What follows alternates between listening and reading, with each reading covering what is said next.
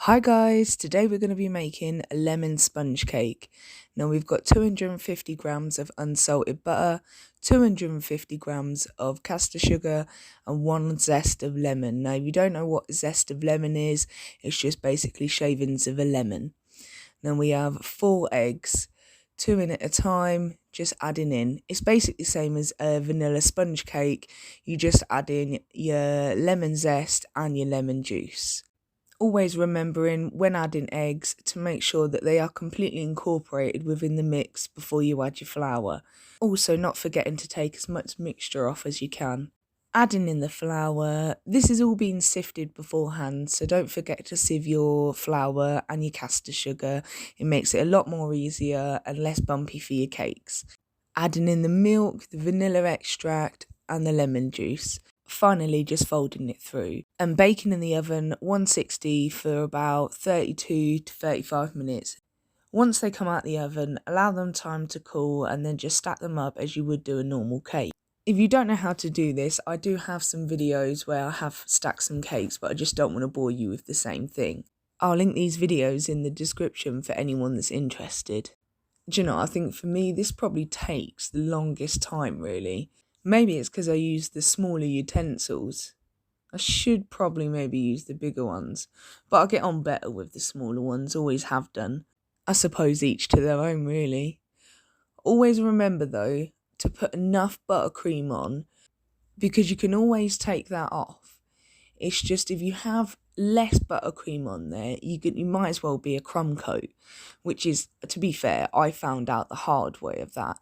I've only been baking for 2 years, or coming up to 2 years, and although I did get help from YouTube videos, I suppose you just find out yourself and how it works in the way you would work with your technique.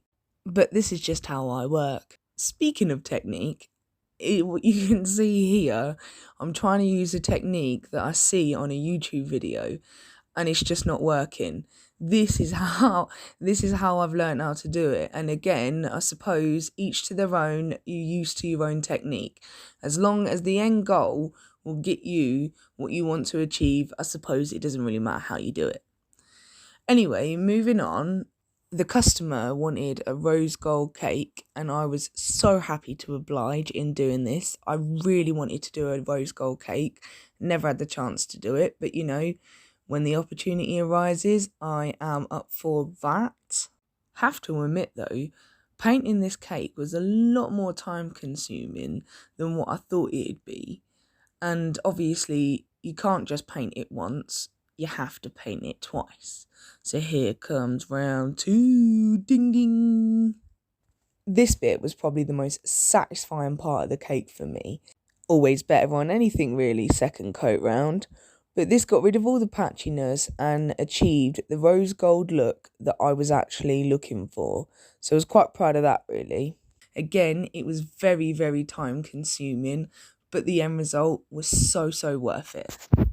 The customer wanted an elegant cake, so I thought, why not do half a drip on the cake and see how that turns out. And I thought it looked quite cool actually.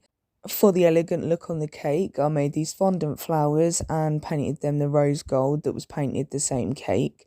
I also made some macaroons and they were put on the cake too. Not gonna lie, macaroons are quite hard to make. If you know, you know. I might make a batch successfully one day without actually having to throw any in the bin. But you live and you learn. Ever thought making a cake? Where on earth am I going to place all these things? But you find it in the end. Finally, just add in the last bits onto it, the last touches, any patches, any little bits.